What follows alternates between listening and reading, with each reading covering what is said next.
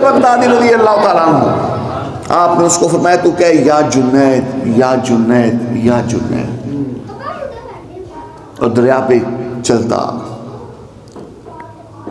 پانی کی لہریں اوپر نیچے ہو رہی ہیں، دریا روانی کے ساتھ جا رہی ہے، اور وہ بھی قدم جماتا ہے پانی کے اوپر اور چلتا چلا جا رہا ہے۔ حضرت جنید بغدادی آگے آگے، وہ پیچھے پیچھے، کہ شیطان انسانی صورت میں ظاہر ہوا۔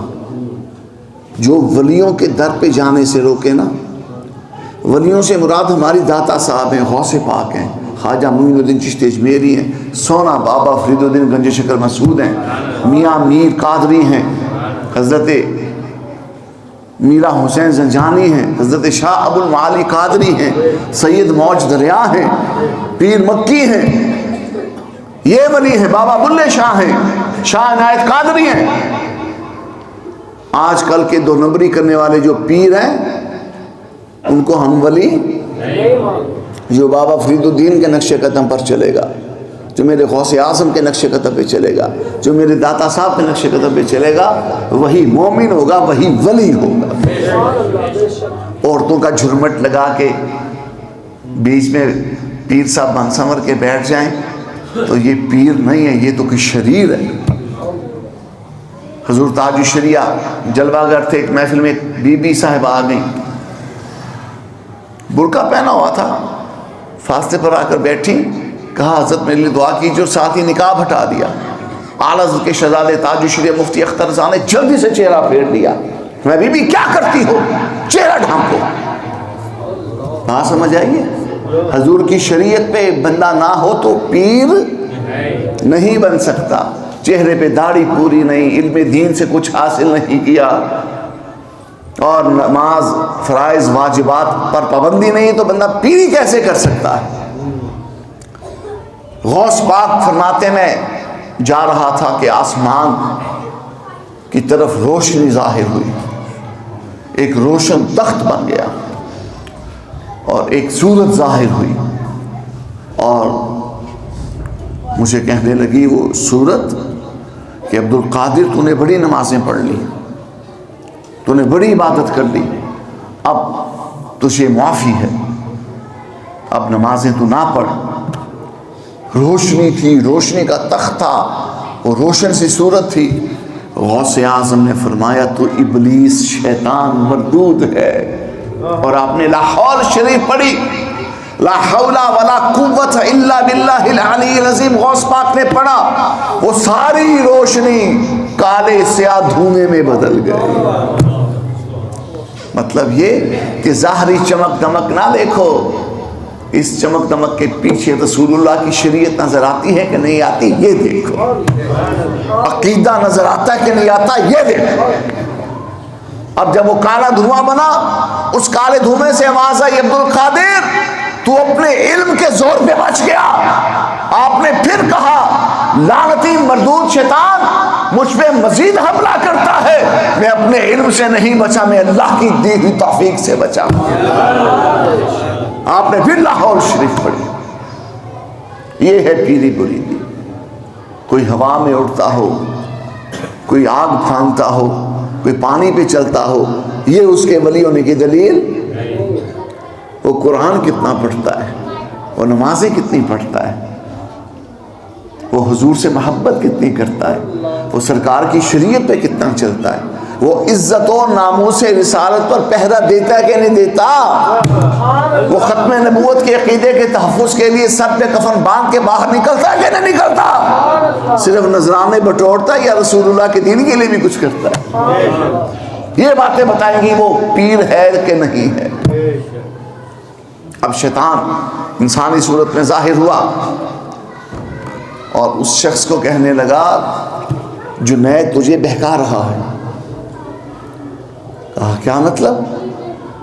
کہا میں بتاؤں جنید خود کیا پڑھتا ہے؟ وہ بولا کیا پڑھتا ہے؟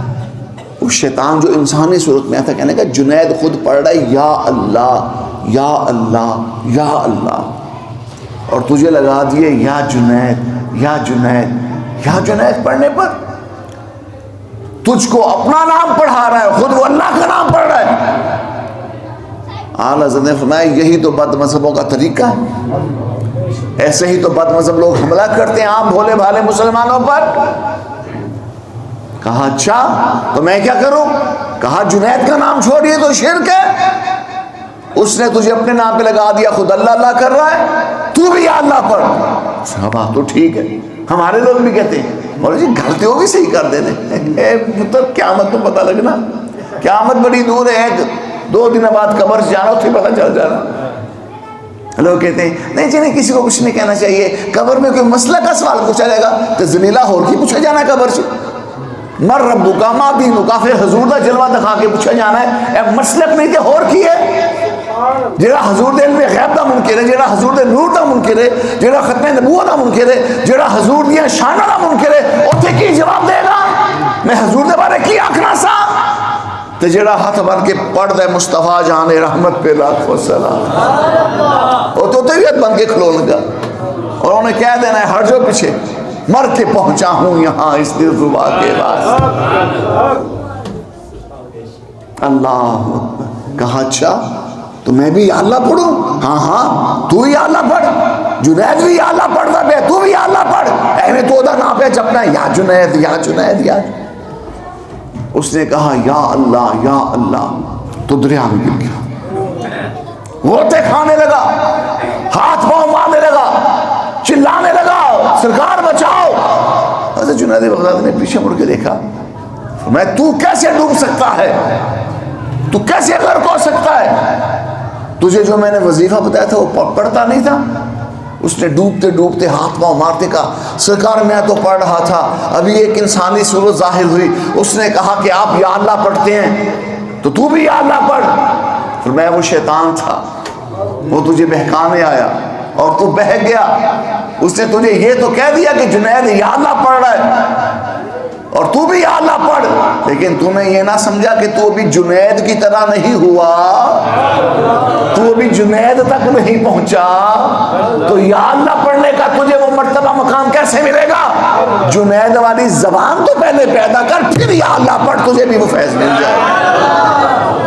اب وہ ڈوب رہا ہے، بچاؤ حضرت منو، کڈو سے ہی پہلے بچاؤ، میں پڑھ یا جنید، پڑھ یا جنید۔ اس نے کہا یا جنید، سڑک باہر آ گیا اور دریا پر چلنے لگا۔ ان باتوں پر سوال اٹھانا نہیں چاہیے، گل اے وے تے گل اوے، بھی گل اے وے تیری زبان داتا گنج بخش والی ہووے، تیری زبان غوث پاک والی ہووے تے تو پڑھ یا اللہ، جب تک وہ زبان نہیں ہوتی تنو کہنا پے گا داتا گنج بخش، تنو کہنا پے گا یا غوث اعظم دستگیر، تنو کہنا پے گا یا بابا فرید الدین، تنو کہنا پے گا یا جنید۔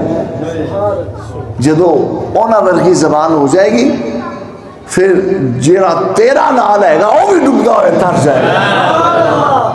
وابتغوا الیہ الوسیلہ کا یہی مطلب ہے، قرآن پاک کی آیت وابتغوا الیہ الوسیلہ، قرآن پاک نے فرمایا، رب فرماتا ہے میری بارگاہ میں آنے کے لیے، مجھ تک پہنچنے کے لیے وسیلہ تھا، وہ وسیلہ کیا ہے؟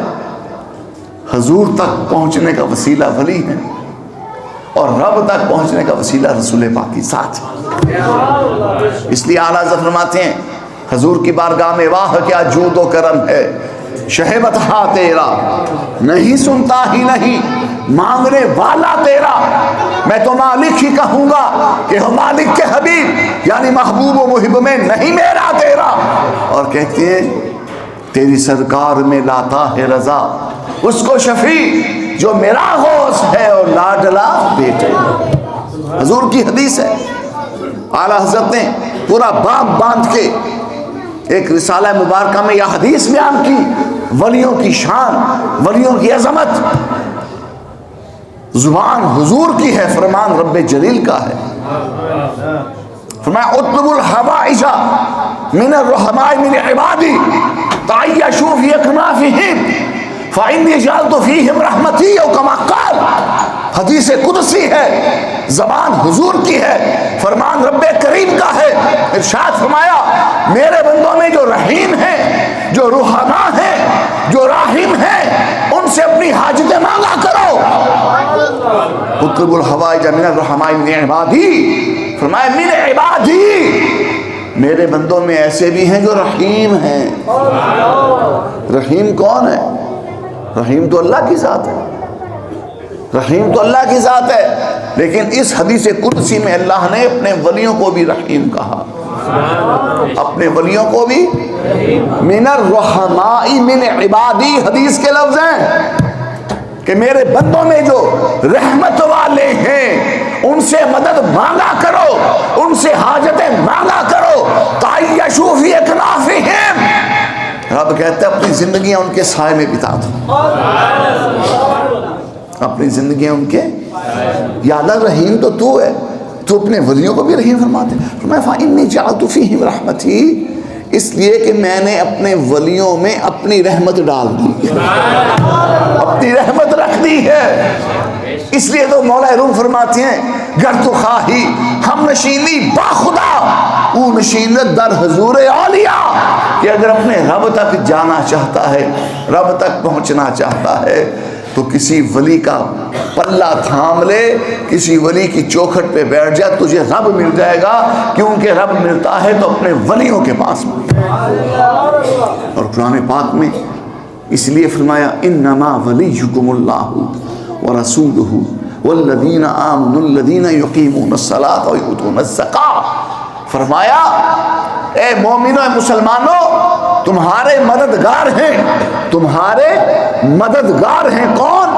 اللہ ورسولہ، اور اس کا رسول، اور مومنین صالحین یعنی اولیاء کاملین۔